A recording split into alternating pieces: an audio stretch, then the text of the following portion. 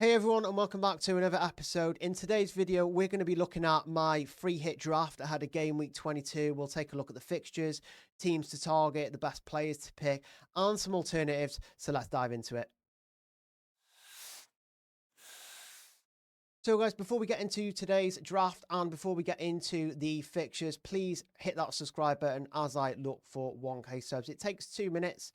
A lot of you who watch these videos are still not subscribed, so if you could do that now, that would be great. So just looking at the fixtures here, this is the Fantasy Football Scout fixture ticker.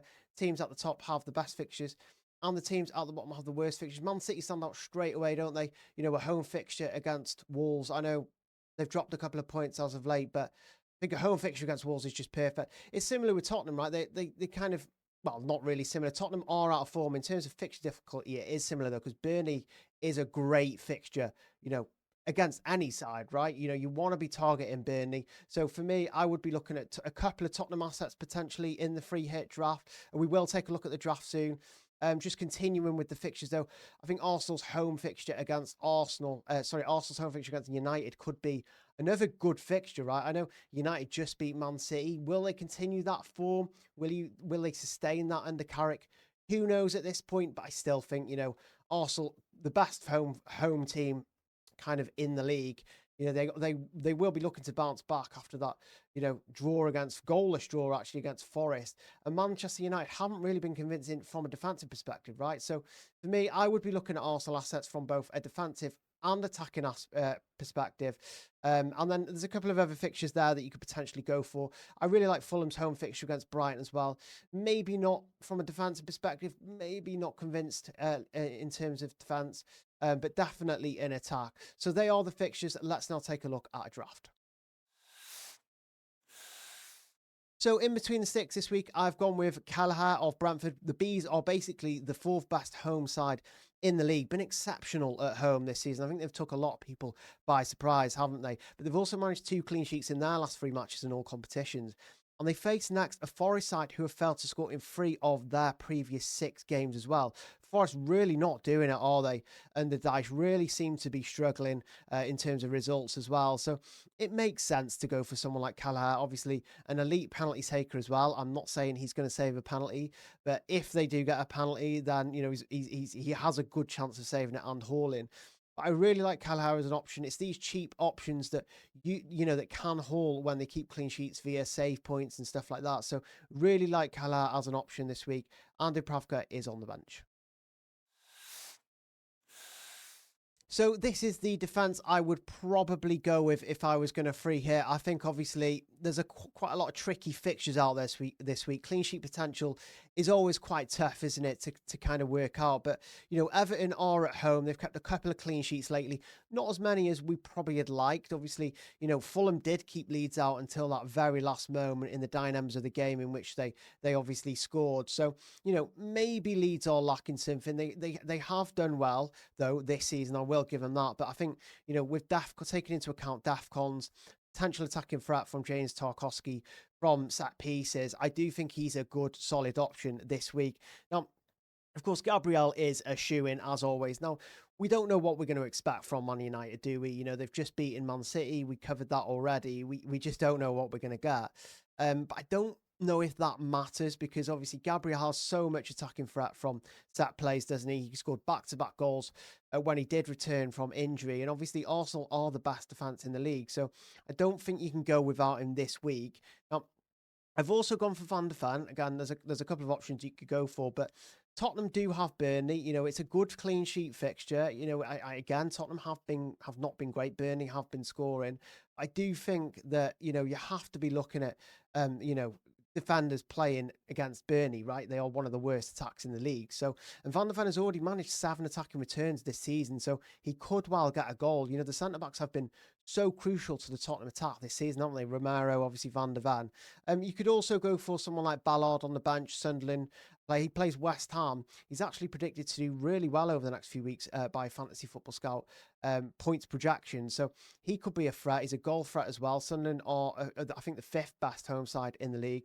And I've also gone for Anderson, who has a home match against Brighton. You could probably argue between, Van der Van, should you put Anderson on? Could you put Ballard on? There are a couple of cheap options around that 4.5, 4.6 kind of price point that you can actually go with this week. So quite a lot of options there, but this is the defense I would go with. Now, believe it or not, there doesn't seem to be a lot of good attacking options this week. So you really have to look around and shop about to find a midfield five that you actually like. And to start with, I open it with Xavi Simons, obviously can play left wing, number 10 as well. So a couple of different roles for Tottenham, which makes him quite versatile. So good for minutes. Now, again, Burnley are one of the worst teams in the league. I know Tottenham have been woeful, but you have to be targeting Burnley, in my opinion. So, and one of Tottenham's most impressive attackers, in my opinion, is Xavi Simons. None of the attackers have done loads and loads and loads. Let's be honest. There's no escaping that. But of the attackers, I think Xavi Simons will start and could do well against a very poor Burnley defence. So, before you rule it out, definitely look at it.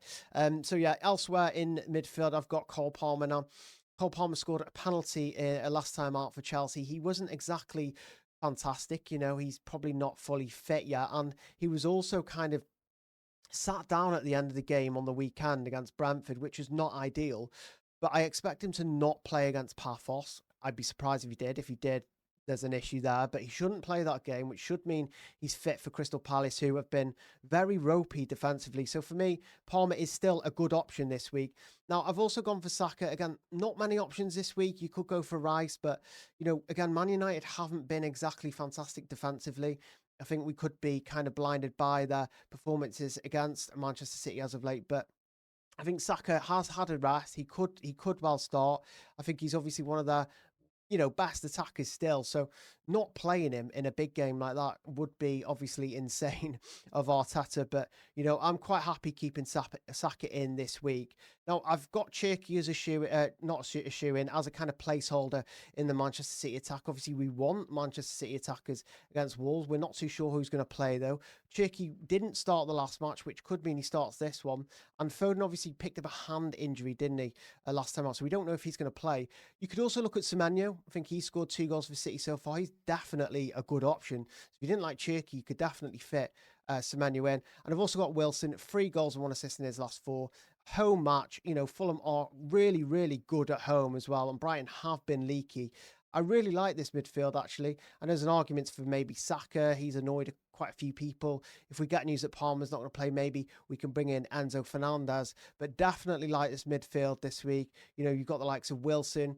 You need to go into the Manchester City midfield, in my opinion, against Wolves, so maybe pick a Cherky or a Semenyo, and I really obviously like Xavi Simons, someone in that Tottenham midfield for that game against Burnley.